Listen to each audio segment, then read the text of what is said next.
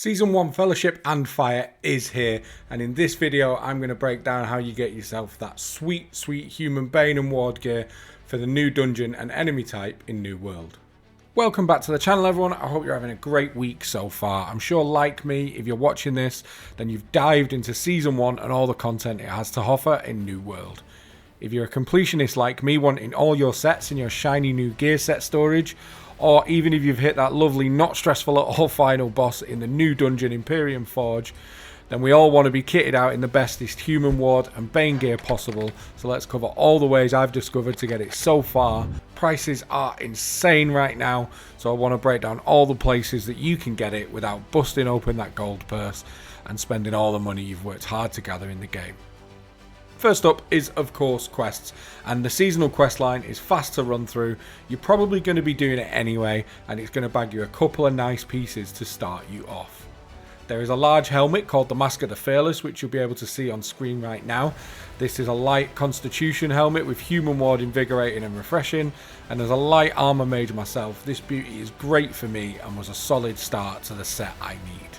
Now you're also going to get a juicy new weapon, which I'm going to try really hard and say without laughing, and yes, I am a child.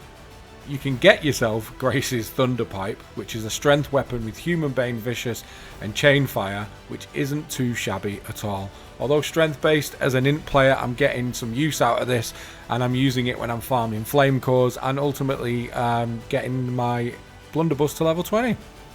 Lastly, there is a quest in Brightwood called Battle's Embrace, which is super fast, couple of minutes to do, and this is going to get you a full set of human ward gear. However, it's only gear score 500 and it is heavy armor, which I'm not a fan of. I do love my dodge roll a little bit too much. So I did get this, but I'm probably not going to be using it myself as I'm hunting for some good pieces. And yes, I am a loot goblin. I like everything to be legendary to max out on those perks. Do not judge me. Purple is absolutely fine as well, I think.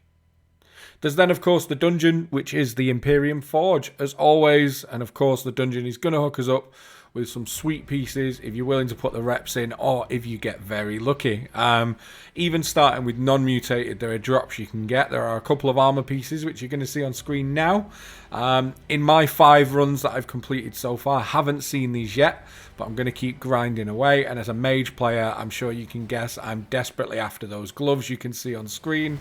I don't really want to hit mutations until I'm more prepared for the carnage that's ahead, so I'm going to keep pushing to get hold of these. In terms of weapons, a standard forge run is going to give you plenty of options. I was getting between 4 and 6 drops per run, all with Human Bane on, some of which you'll see on screen now, but I'm pretty sure there's something for most builds.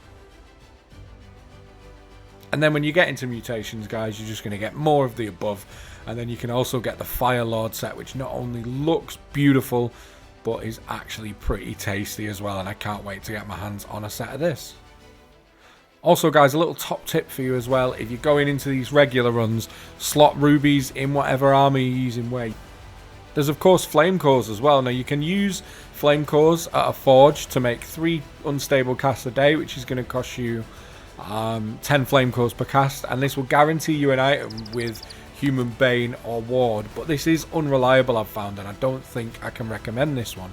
It's completely random, and I haven't hit a single item that fits with my stats or build, so I probably won't be doing this yet.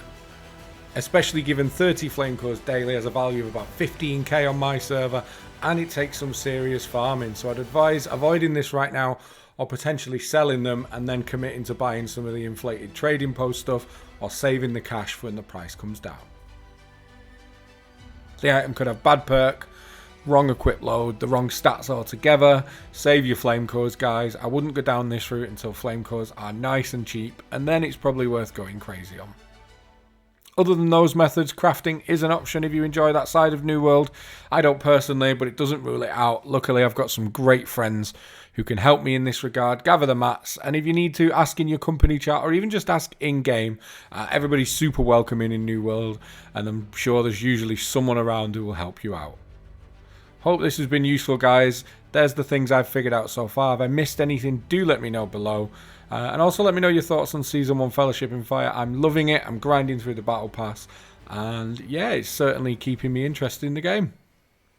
There it is, guys. Hope you enjoyed it. There's lots more New World content coming to the channel. If you've made it this far, smash like, hit subscribe, and as always, I keep saying it, I'd love to make these videos a conversation. Let us know in the comments below your thoughts, but most importantly, guys, happy gaming.